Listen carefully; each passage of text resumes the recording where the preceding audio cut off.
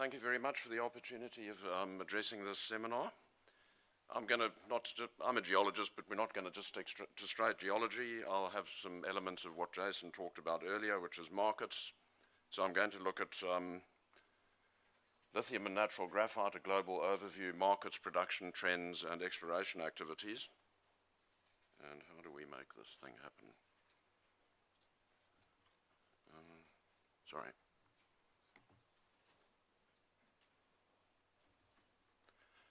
I'm a consultant geologist with CSA Global in Perth, a company that's been around for more than 30 years. We have a global presence, as shown on that map.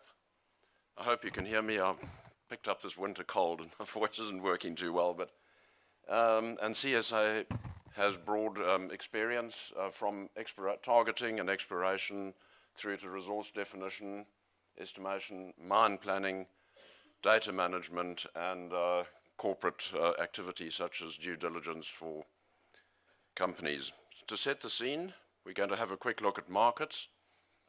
Where are lithium and graphite being used? Where are they produced? How much is being produced? How much more is needed?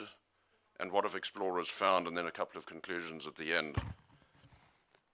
You've already seen some of these graphs, but I think all we need to do here is highlight, for example, in lithium, that, and this graph is 2 years out of date. As Jason pointed out, rechargeable batteries have now overtaken the ceramic and glass market. But the fact is, it's really interesting here, this market is dominated by two sectors. And what's driven the hype and excitement? As mentioned before, for lithium carbonate, a huge spike in prices and up to $22,000 according to Industrial Minerals magazine for spot prices in China. Where's it produced? Rather a busy map, but on the left there, shown in blue, continental brines, that's where they are. There's some up there, and over there in China.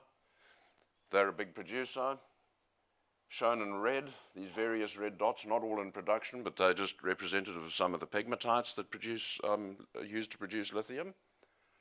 And there, of course, is Greenbushes, the world leader pegmatite producer. And then lithium-rich clay and sediment shown in green. These aren't actually in production. That's the Rio Tinto project over there in Serbia. And then volcanic ashes, I've called it, which is clays like hectorite. Haven't been brought into production yet, although a lot of people are looking at them. And I know that this table looks a bit complicated. All I wanted to do was highlight here there are a lot of lithium minerals, of which there are two important ones. Spodumene is the most important. You can see down the middle there some quite complex chemistry, and they do range in lithium content and also in density. That was just to highlight the fact that there's quite an array of different minerals we need to look at as geologists.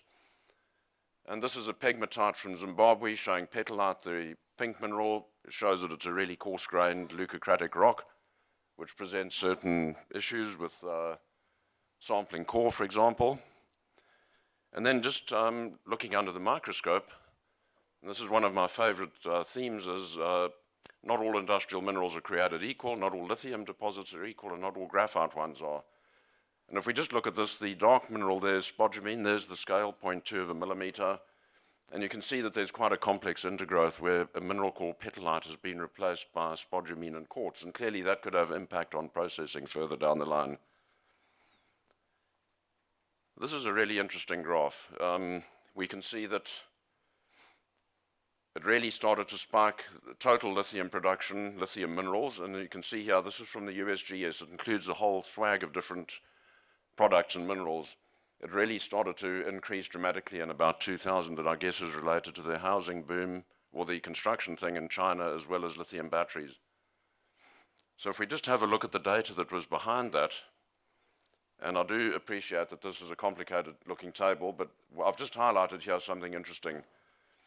Well over 400,000 tons of spodumene concentrate from Greenbushes, and then Chile is the other big producer. That's a lithium carbonate tonnage. So how do we actually report lithium? I've got a list at the bottom there showing lithium, lithium oxide, lithium carbonate, and those are the different things that we'll see when we read releases. Different people use different numbers. Often the market reports use lithium metal or lithium carbonate equivalent, and we just need to be aware of which ones we're looking at. Global lithium production, as Jason pointed out, dominated really by two countries, Australia and Chile. And then if we look at the percent of global production by producer, we've really only got about 4 dominant producers as well. So it's quite an interesting market from that angle. Total production 2 years ago was 160,000. It's now up to about 172. But interestingly, if we look at the brine production on the left here, percentage, it's between 3 companies really produce most of the world's lithium from brines. And then if we look at pegmatites, totally dominated by Talison with the Greenbushes deposit. So where are the lithium markets going? Again, Jason did it in a lot more detail than me, but I think this is really interesting to look at history, which Jason did mention earlier. 20,000 tons of battery lithium carbonate equivalent in 2008, increasing to 64,000 in 2014. This is information from Roskill and a company called Stormcrow. And that's just the batteries as a percentage of total lithium. It's grown from 15%, 17% to over 35%. So that tells us where we've come from. I think should give us some confidence that if things continue the same way, the market will continue to grow. Now, this is an awful table. We'll move on to something a bit more pleasant, but this is just data summarized from the Stormcrow report. And they've predicted that total lithium carbonate would grow from that 166 2 years ago to upwards of 400,000 tons of lithium carbonate equivalent. And if we really zoom into that table to what matters, rechargeable batteries from 50,000 tons, they're forecasting 200,000 tons in 2025.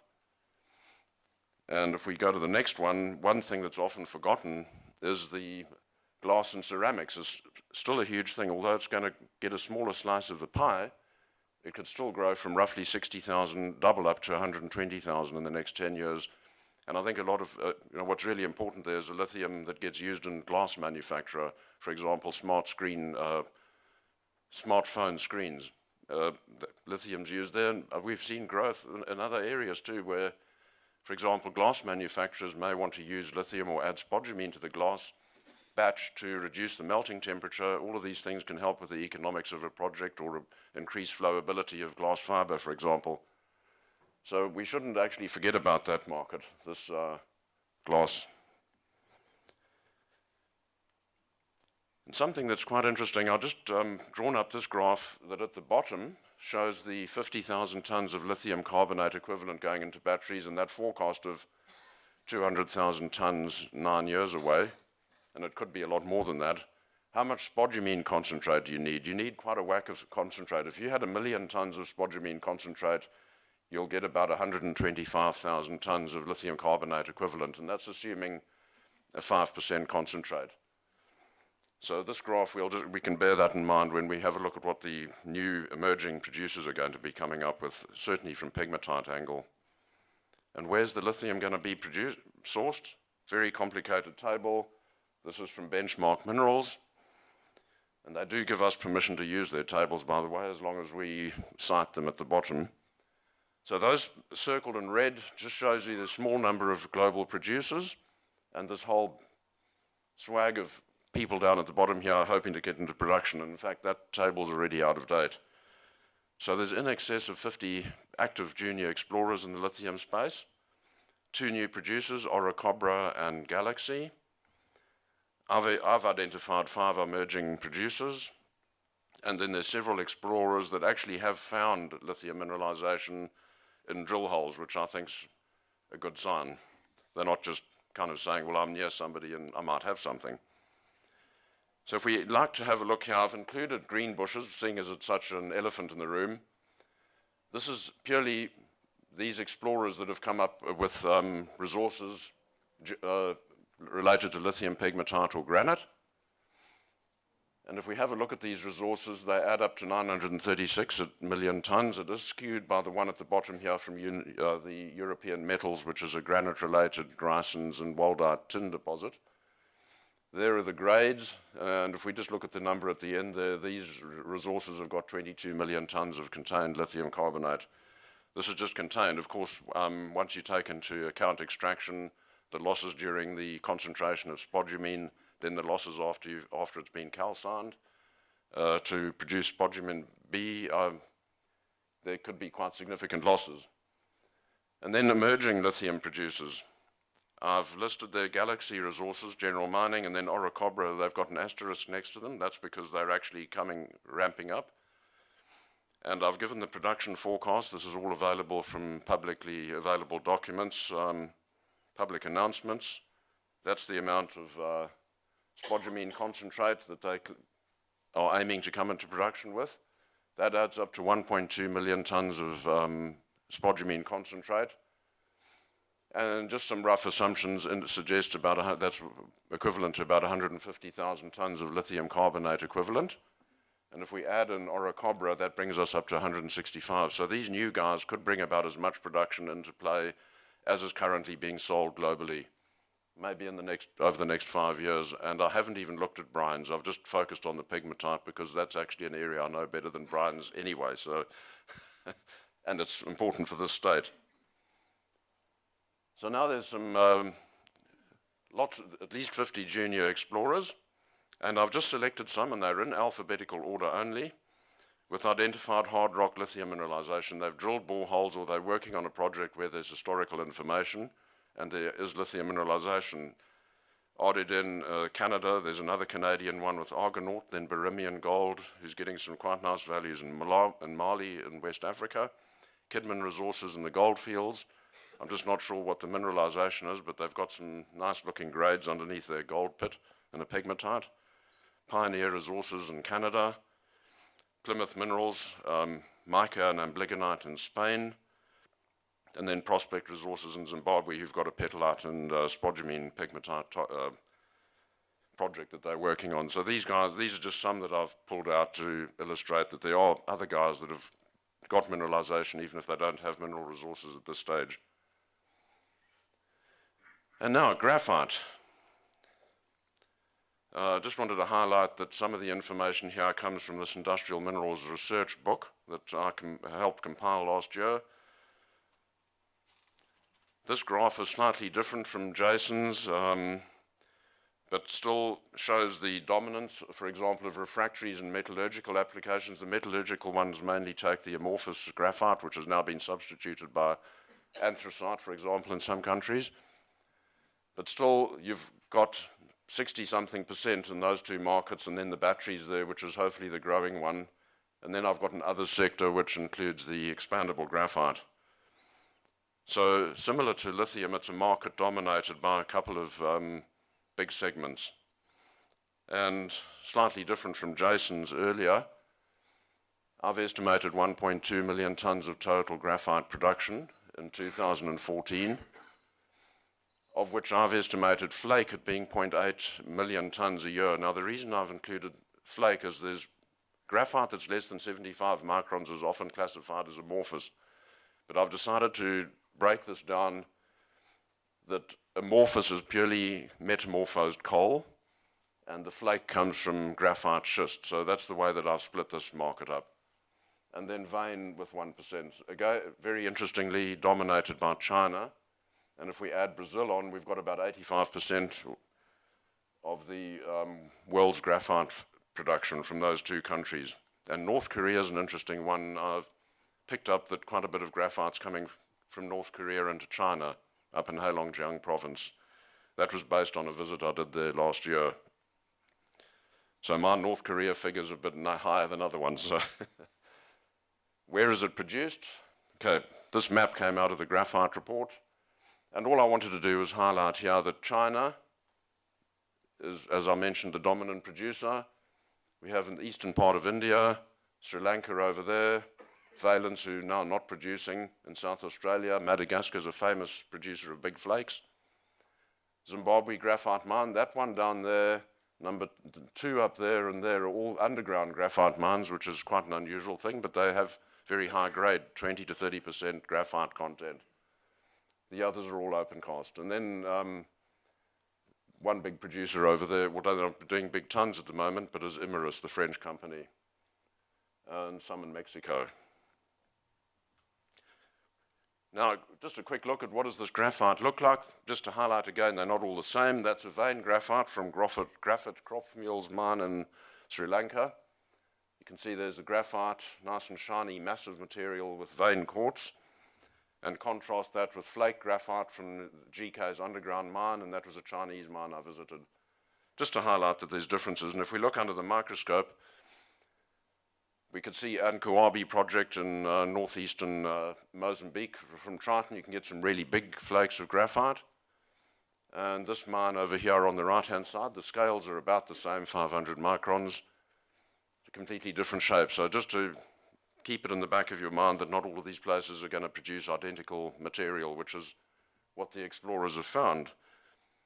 If we look at global graphite production from the USGS numbers, you can see it was about 100,000 tons a year up until 1950. Then it went through a number of cycles related to various GFCs that have happened. But there's a general increase from there to there of about 3% compound growth per year. And a lot of it's been related to steel, as Jason mentioned earlier, steel production and refractories. These blue and red bars here are the combined steel production in tons. And that's the graphite production shown on the right-hand side there. There's 1.2 million tons. But one interesting thing is that the graphite production has started to lag the steel, and that's largely due to graphite consumption per ton of steel decreasing as people get their plants more efficient and get refractories a bit more efficient. And just like the graph that I showed you earlier of lithium, that figure for spherical graphite that Jason had mentioned earlier, I've estimated around 30,000 tons in 2013, and then increasing to about 130 or 140,000 tons by 2025, and that probably is on the low side. That's how much spherical graphite you're actually going to need for that amount, at least 20,000 tons of spherical graphite, assuming that you get about a 40% yield. So where's this extra graphite going to come from? The same map just showing where the exploration activity has been. Lots of activity in Canada, one up in Alaska, there's been some in Russia, South Korea, a fair bit in Australia. This map was from the report from last year, so I don't have people like Renascor on there who've now got a resource. And these are only with reported resources here that are available publicly. And then if you can see the huge concentration down there in northern Mozambique and sort of mid to southern Tanzania, a whole host of companies. A whole lot of resources. We don't need to look at all the individual stuff, but they've been ranked in terms of increasing mineral resource tons. The total you come out with is over 5 billion tons at 7.7 average and 400 million tons of contained graphite. But just remember that each of these have different characteristics and are likely to serve different markets or they find their own niches. And if we just look at that table graphically, this is the million tons. I had to do it on a log scale because we've got these two Mozambique projects, Syrah and Triton on the right, that really mess up the graph if you plot it on a normal scale. But the rest of them, you'll see most of these other people are running mineral resources between 10 and 100 million tons is kind of the area that a lot of them are in. And if we look at the resource grade, Talga Resources, who we probably, I think, are going to hear from later, their deposits over 25% graphitic carbon. And then the other ones, I'd say, generally range between 5 and 15. And the open cast mines in China usually run at around 5 to 10%. That's the sort of number. And just to highlight the flake size thing, they're also different. Each of these deposits has different amounts of, if we take the extra large being the blue, large red, and then medium and green, these different deposits have different characteristics and are likely to make different products, which is why it's so difficult for these people to get into production, because it's not just a case of churning graphite out. Now, total graphite resources added since 2012, I mentioned that 5.2 billion tons of rock. Slated production, I've just selected 7 here that I think are kind of imminently in production. Syrah in Mozambique, who we've all heard about, 380,000 tons they're hoping to produce. Magnus in Tanzania, Kabaran, who's really done a good job of marketing. That's one thing he's focused on. The Kabaran company is actually securing markets. Graphics, which is IMX, have got their deposit in southern Tanzania, and so we go down here. The last one, I'm not sure of the production, but they're actually in production. How many tons? 6,000. And then the interesting thing is this accounts for about 0.8 of a million tons if they can get their act together, which is about the same as the amount of flake graphite that's being produced at present. What conclusions are there? Not all lithium deposits are created equal. Each pegmatite is individual, and this is something people do need to take cognizance of. They've got different minerals. They're going to be processed differently. Same as brines. I haven't touched on them, but different brines have different mixes of elements which make different processing necessary. Global production, roughly 165,000 tons of lithium carbonate equivalent, dominated by two sources, brines and pegmatite, dominated by 4 players, dominated by 3 countries, Australia, Chile, and China. And the markets, as with the graphite I mentioned earlier, batteries and glass or ceramics are the 2 dominant markets. And keep in mind the growth in glass, which I believe is real.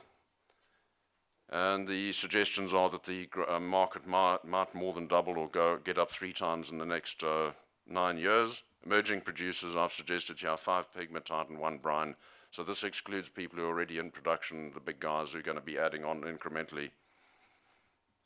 Not all graphite deposits are created equal. The same thing as the pegmatites. There's big variation between them, different processing required in different markets. Global production, 1.2 million tons, and this is only natural graphite. Dominated by production of graphite from flake graphite from schist and gneiss metamorphic rocks. That's 70%. Many producers, but dominated by 2 countries, China and Brazil. And whatever people say about China running out of graphite, I don't see that happening in a hurry. The Chinese have an amazing ability to get things happening. But maybe they don't have all the big flakes. Graphite markets, 1 dominant market, refractories and steel, which is declining. Batteries, fire retardant, and building insulation are all growing or hope to grow in future. And the flake graphite market, I think, might grow by 2025 by 50% to 1.2 million tons if these various predictions about batteries and buildings, construction stuff happens. And emerging producers, I've just taken some countries, Canada, Madagascar, Mozambique, and Tanzania, who could bring about 800,000 tons a year onto the market. And thank you very much to the AIG, to CSI Global, and to Industrial Minerals Magazine.